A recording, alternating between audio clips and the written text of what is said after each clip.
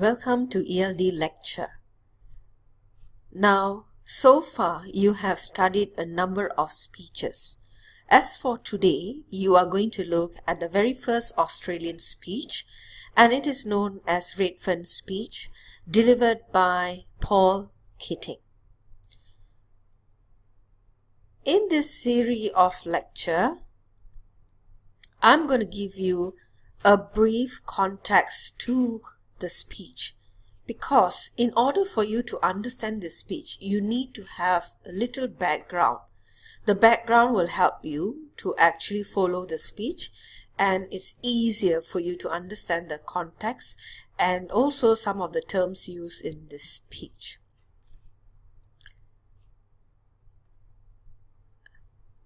I do hope that you have read the speech and you are ready for this lecture.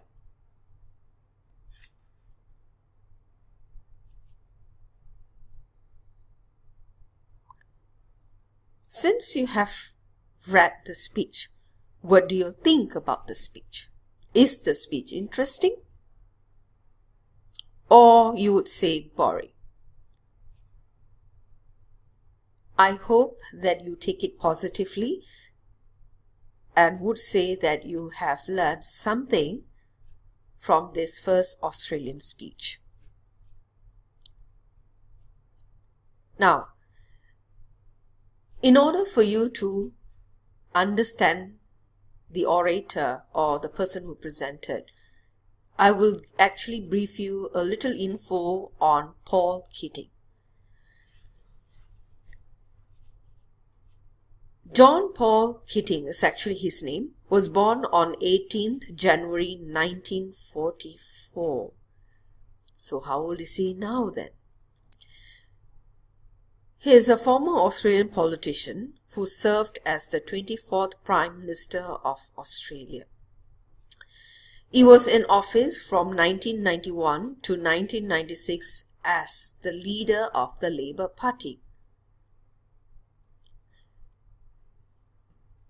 Now, on 10th December 1992, Keating delivered the Redfern speech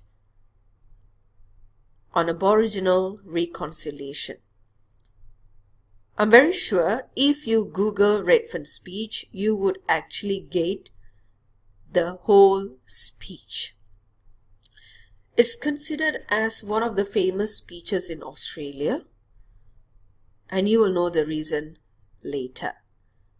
Moving on, it is important for you students to look at the core of the speech. Why was this speech delivered? How important is this speech? And furthermore, you all are studying this speech, right? So you need to know. Firstly, Paul Keating was the first Australian Prime Minister to publicly acknowledge to Indigenous Australians of the wrongdoings in the past.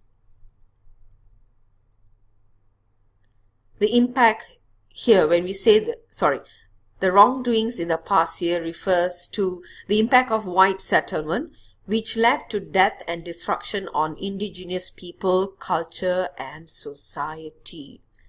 Now, I did mention in class a little history about the stolen generation.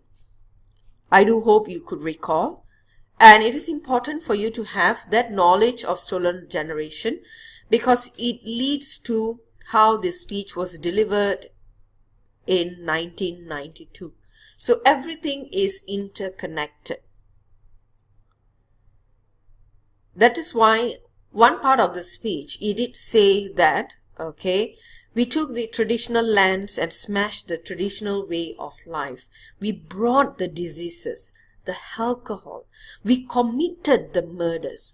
We took the children from their mothers.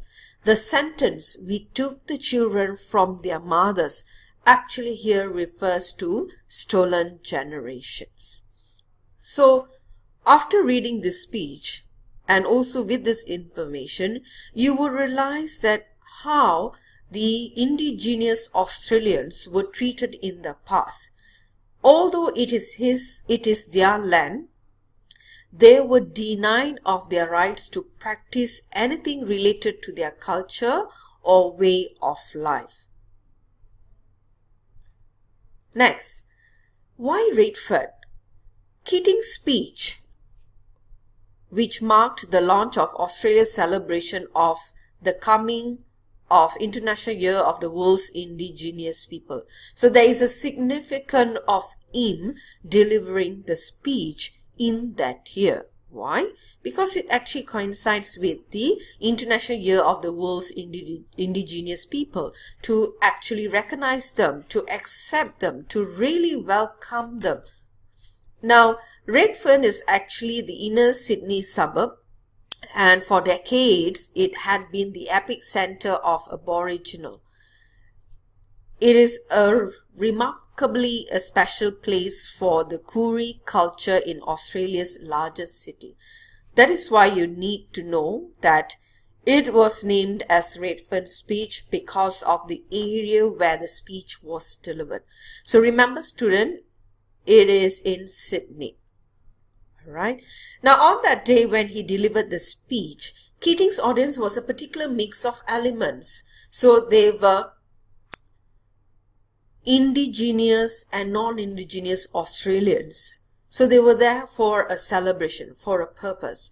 And this may need indeed to be a pointer to the kind Australian community, because they are together to actually mark a new history in the relationship between these two groups of people.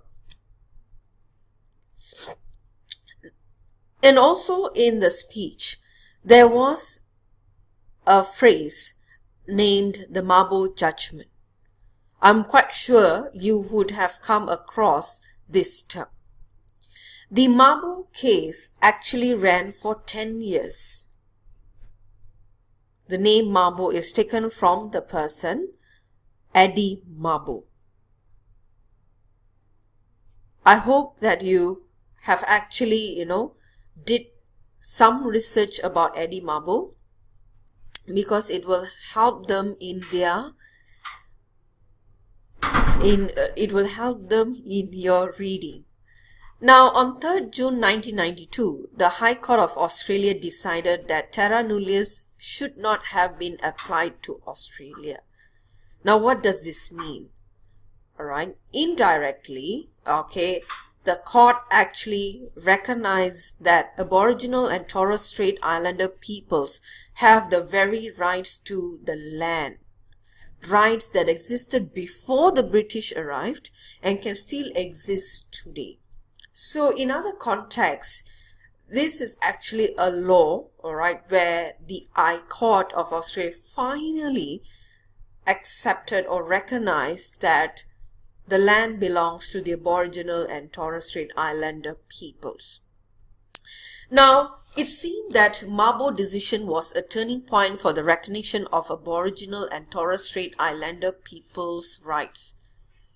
It's like, when you have been occupying the land for a very long time, definitely the land belongs to you, because you are very much related to the land and you had an historical past to that land.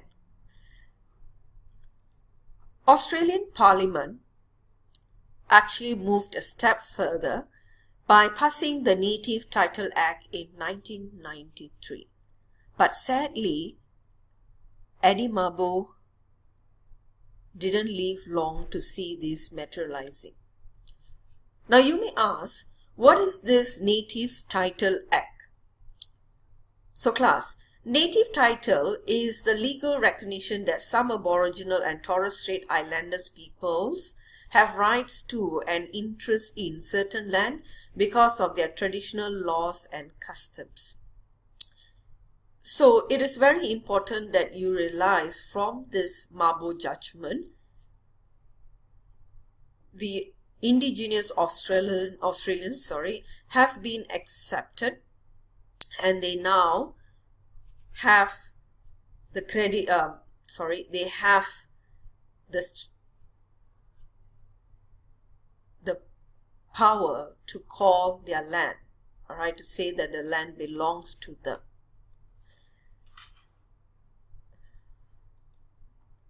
Lastly, the main keywords of this speech basically are recognition and reconciliation. These two keywords are significant to this speech because they are not only two strong words, but they are actions as well. So one is to recognize the wrongdoings in the past towards the Aboriginals, and also to recognize the significant contribution carried out by the Indigenous to Australians. And as for reconciliation, it is an act to actually amend the relationship between the Indigenous and non-Indigenous Australians. So I do hope that this lecture will help you to build a little context towards this speech. And I hope that you have read and found the speech interesting. Thank you, class.